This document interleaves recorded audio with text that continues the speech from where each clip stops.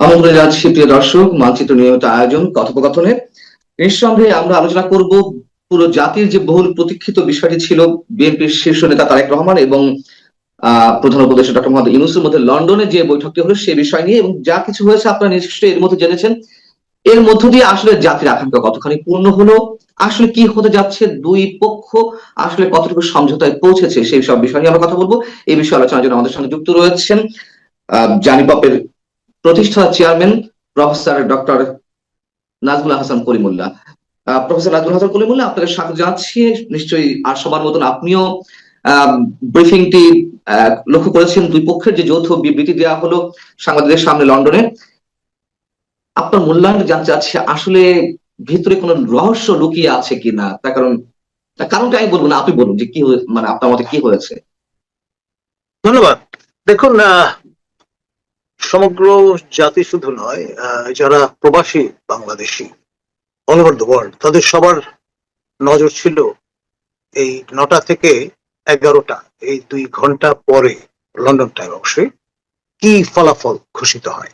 যেটি খেয়াল করলাম সেটি হচ্ছে আমাদের হাই রিপ্রেজেন্টেটিভ অনারেবল নিরাপত্তা উপদেষ্টা খলিল রহমানের কথায় কিছুটা ফাঁক আছে।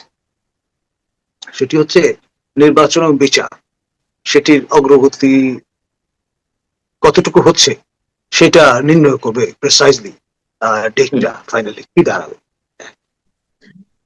এরা যথেষ্ট আপনার দুধে ব্যক্তি, এবং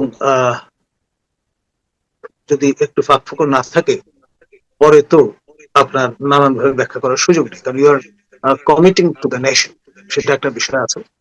আর আরেকটা বিষয়, আপনার ইসরায়েল এবং ইরান এর যে যুদ্ধটা আজকে শুরু হলো, এই পুরো রিজিয়ন আমাদের এশিয়া কন্টিনেন্টকে কিন্তু তা প্রভাবিত করবে, এবং তার সঙ্গে নির্বাচন দিবস, নির্বাচনের রোডম্যাপ, একটা সম্পর্ক ভবিষ্যতে তৈরি হলেও হতে পারে। প্রফেসর কলিমুল্লাহ, আমার একটি প্রশ্ন ছিল যে যে যৌথ বিবৃতি ঘোষণা করা হলো সাংবাদিকদের সামনে, দুই পক্ষর যে আলোচনা, আপনার কি মনে হয় বিরাট একটি ফাঁক রয়েছে তার মধ্যে? তার কারণ বিশেষ রোজার করে আগে নিরাপত্তা উপদেষ্টার কথাই কিন্তু মনে হয়েছে যে এর মধ্যে ফাঁক আছে। আপনার কারণ খুব মনোযোগের সঙ্গে ওয়ার্ড টু ওয়ার্ড আপনি যদি আপনার ডিসাইফার করার চেষ্টা করবেন, দেখবেন সংস্কার বিচার নিয়ে একটু ফাঁক রেখে দিয়েছেন, যে পর্যাপ্ত অগ্রগতি, তারপর কি দাঁড়াচ্ছে ইত্যকার বিষয়গুলো। আর আপনার দুর্দৈবের যে বিষয়টা, সেটাও কিন্তু এখানে মাথায় রাখা হয়নি। এর মানদণ্ডটা কি, এটা কিভাবে বোঝা যাবে যে সকল প্রস্তুতি সম্পন্ন হয়েছে কিনা? এটা বলতে কি বোঝানো হয়েছে? রোজার আগে যদি সকল প্রস্তুতি বা যাবতীয় প্রস্তুতি সম্পন্ন হয় নির্বাচনে, তাহলে নির্বাচন অনুষ্ঠিত হবে। মানে এটা এই যে যদি কিন্তু দিয়ে রাখা হলো, তার মানে কি আমরা ফলপ্রসূ হয়েছে আলোচনা, এমন ধরে নিতে পারবো? দেখুন, আমরা এপ্রিল ফুলের চক্রে পড়েছি এখন। এপ্রিল থেকে সেটা এগিয়ে ফেব্রুয়ারিতে এসেছে। আর আপনার 15ই ফেব্রুয়ারির নির্বাচন যজ্ঞের কথা তো ইতিহাসে আছে, আমরা তো ভুলে যাইনি। তো ফলে কি দাঁড়ায় পরিস্থিতিটা, যতক্ষণ পর্যন্ত নির্বাচন দিবস অতিক্রান্ত না হচ্ছে ততক্ষণ পর্যন্ত আমি বুকে হাত দিয়ে বলতে পারবো না নির্বাচন অনুষ্ঠিত হয়েছে। এই বিষয়টি যেমন দিবালোকের মতো সত্যি, তেমনি ভাবে আপনার এই যে ঘোষণাটি, যৌথ বিবৃতিটি হাজির করা হলো, সেটা আপনার আমাদেরকে নানান চিন্তার খোরাক জুগিয়েছে। নির্বাচনটি সবার কাছে গ্রহণযোগ্য হবে কিনা সেটি কিন্তু নির্ভর করবে আপনার কতটা, এটাকে প্লুরাল স্পেস বলছি, প্লুরাল স্পেস সর্বোচ্চ পরিমাণ সম্প্রসারণ করা গেলে, এবং একটি অবাধ, সুষ্ঠু, নিরপেক্ষ নির্বাচন, যেটি স্মরণকালে সেরা নির্বাচন হবে বলে মাননীয় প্রধান উপদেষ্টা জাতির কাছে অঙ্গীকার ব্যক্ত করেছেন, তা বাস্তবে আপনার ইলেকশন ইঞ্জিনিয়ারিং ব্যতি রেখে কোন রকমের ইন্টারফারেন্স ছাড়া শেষ কি দাঁড়ায় সেটুকু আমাদের আসলে দেখবার জন্য অপেক্ষা করতে হবে। সেনাবাহিনীর পক্ষ থেকে সেনাপ্রধান তিনি কিন্তু পরিষ্কার বলেছেন, এএফপি কে সাক্ষাৎকার দিয়ে 18 মাস তারা পূর্ণ সহযোগিতা করবেন। সে 18 মাস ডিসেম্বরে শেষ হয়। এখন ডিসেম্বরের পরে 1 জানুয়ারিতে তার যে কাট অফ ডে, তিনি বলেছেন নতুন সরকার দেখতে চান। তো সেই রকম একটি বিষয়টাও আমাদের কিন্তু ভুলে গেলে চলবে না। সশস্ত্র বাহিনীর যে সহযোগিতা সেটি যদি গ্যারান্টিড না থাকে তখন ব্যাপারটা কি দাঁড়াবে? একা পুলিশের পক্ষে আমি নির্বাচন করা সম্ভব হবে? জি, সেটা তো অবশ্যই একটা প্রশ্ন। আমরা ক্যামেরার সামনে দুই পক্ষকে যেমন দেখলাম, আপনার কি মনে হয় পর্দার আড়ালে আসলে আসলে অন্য কিছু ঘটেছে, তারা কিছু বলতে হয় তাই বলেছে? তার কারণ আমি আসলে মেলাতে পারছি না, হয়তো আমার বোধ বুদ্ধি কম, আমি মেলাতে পারছি না এর আউটকামটা কি। এই যে শব্দগুলো বলা হলো যে, আমি আবারও বলছি, যাবতীয় প্রস্তুতি সম্পন্ন হলে মানে আমরা কি ধরে নেব যে আসলে কোনো সমঝোতায় পৌঁছানো হয়নি, কিছু একটা বলা দরকার তাই বলা হয়েছে? সাংবাদিকদের সামনে বিষয়টি কি এরকম?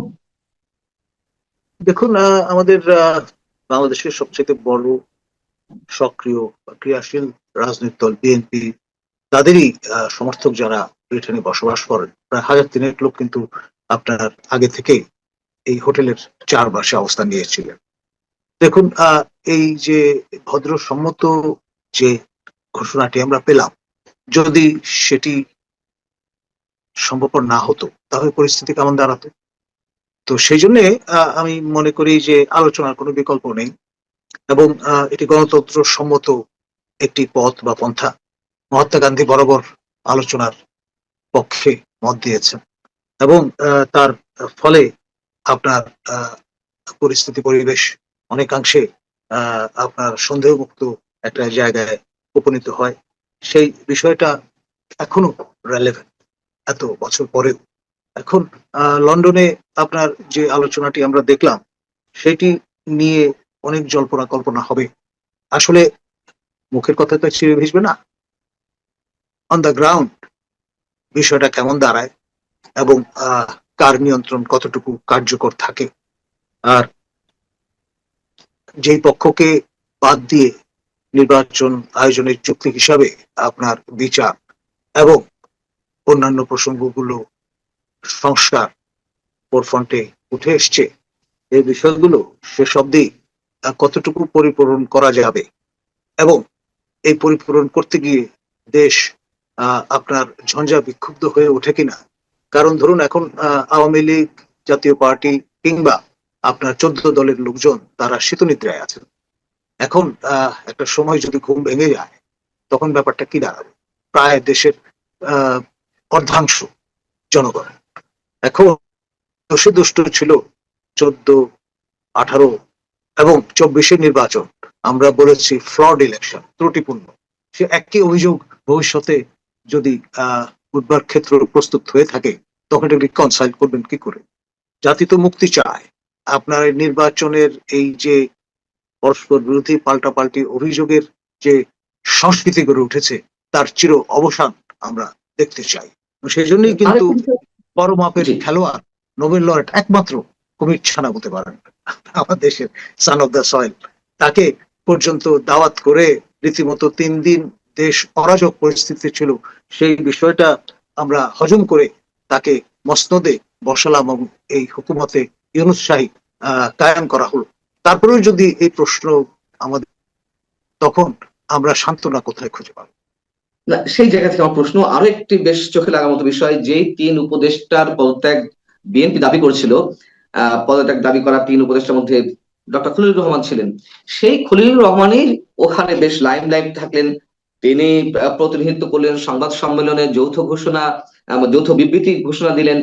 আহ আমরা এটিকে মানে কিভাবে ধরে নেব যে এটা কি আসলে সরকার ইচ্ছাকৃতভাবে, মানে জাতীয় নিরাপত্তা উপদেষ্টা লন্ডনের সফরে যাওয়ার মতন কোনো কারণ ছিল না, এখানে নিরাপত্তা সংক্রান্ত বিষয় কোনো ছিলই না। যদিও ব্রিটেনের জাতীয় নিরাপত্তা উপদেষ্টার সঙ্গে প্রথম উপদেষ্টা বৈঠক করেছেন, কি কারণে করেছেন আমরা জানি না। যাই হোক, এখন বিষয় হচ্ছে তিনি লাইন লাইটে থাকলেন।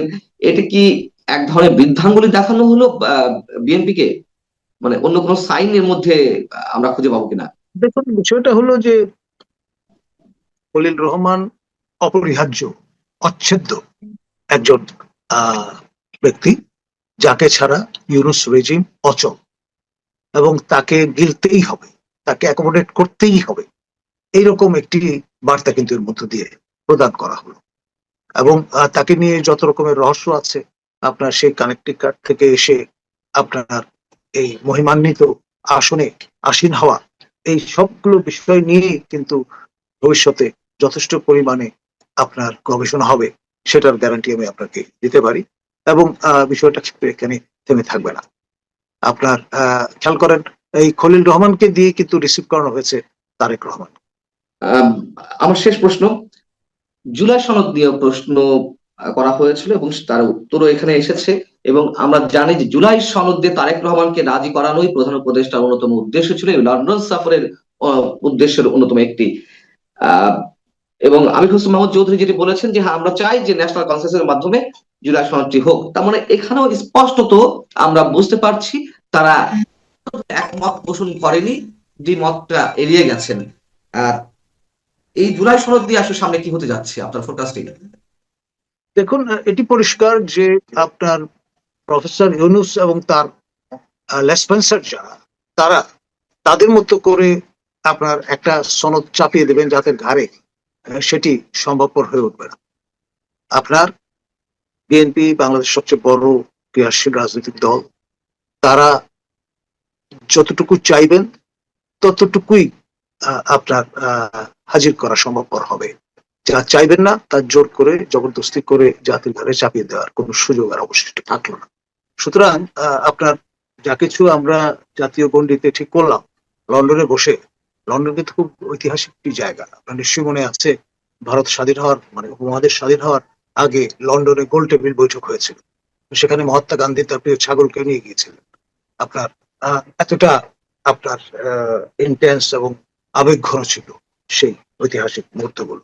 তো ফলে আলটিমেটলি আধুনিক বাংলাদেশেও শেষ পর্যন্ত আমরা দেখলাম যে প্রফেসর ইউনূসকে পাবলিক এক্সচেকারে টাকা খরচ করে আপনার লন্ডনে যেতে হয়েছে। স্টামার মহোদয়ের সাক্ষাৎ হয়তো পাননি, স্পিকার মহোদয় পেয়েছেন, রাজার সঙ্গে কিন্তু আপনার মূল বিষয় যেটি, সেটি হলো সফরের শেষ দিন কার্যতালিকায় তিনি রেখেছেন, অর্থাৎ 13 তারিখে সকাল 9টা থেকে 11টা তারেক রহমানের সঙ্গে বৈঠকের প্রসঙ্গটি। এখন ধরুন আমরা এই বিষয় নিয়ে নানান সময় কথাবার্তা বলেছি। আমি সেটি প্রফেসর ইউনূসের একনিষ্ঠ ভক্ত ইন এক্সাইল প্যারিসে বসে পিনাকি ভট্টাচার্য তিনি বয়ান হাজির করেন। এই বৈঠকের প্রাক্কালে তিনি আমাকে এবং আম জনতা পার্টি তারেককে আক্রমণ করে একটা স্ট্যাটাস হাজির করেছেন, বলবার চেষ্টা করেছেন আমরা বিএনপির ফেউ হয়ে কাজ করছি। আরে ভাই, আমরা তো জাতীয় স্বার্থে কথা বলি। আপনি যদি মনে করেন নিজে প্যারিসে থেকে জাতীয় স্বার্থে কথা বলছেন আপনার স্বেচ্ছা নির্বাসনে গিয়ে, তাহলে আমরা দেশে বসে কথা বলতে পারবো না কেন? আর আমের সিজনে আপনার তারেক যদি আমের ব্যবসা করে, এটা তো অবৈধ কোনো কাজ না। আপনি কিভাবে আয় রোজগার করছেন আপনার প্যারিসে বসে, সেটা তো আমরা জানি না, এবং তার মধ্যে স্বচ্ছতা নেই, এ কথাই আমি বলবো। কারণ আমি নিশ্চিত যে আপনি চিকিৎসক হয়েও সেখানে সেইভাবে সবাইকে বিলো দ্য বেল্ট গালিগালাজ করলে আপনি হয়তো যেটাকে সুখ যেটাকে বলে সেটা হয়তো লাভ করছেন, কিন্তু তাদের আমাদের ক্ষতিবৃদ্ধি কি হবে? আপনি এই যে এর আগেও টার্গেটেড ভাবে আপনার খেয়াল করেন উনি এবং ওনার মুড়িদেরা, আপনি আমাদের সম্মানীয় অ্যাঙ্কর মঞ্জুরু পান্না এবং আমাদের প্রখ্যাত অ্যাঙ্কর মাসুদ কামাল এবং অধম কলিমুল্লাহ, আমাদের সবাইকে কিন্তু কটাক্ষ করে নানান কথাবার্তা বলবার চেষ্টা করেছেন। এটি ইন এ ওয়ে এক ধরনের প্রচার প্রসার তো ঘটছে, আপনি চান বা না চান, সেটা থেকে আমরা কিন্তু এক ধরনের আমোদই লাভ করছি। তাদের মূল উদ্দেশ্যটা কি? যারা একেবারে আটলান্টিকের পাশে বসে নানান ধরনের ওহী নাজিল করছে জাতির উদ্দেশ্যে, এবং সেখান থেকে এক ধরনের অস্থিরতা তৈরি হচ্ছে। এখন ধরুন প্রফেসর ইউনূসের এলাই বলতে পারেন, আপনার self style person in exile, এবং তিনি আপনার একজন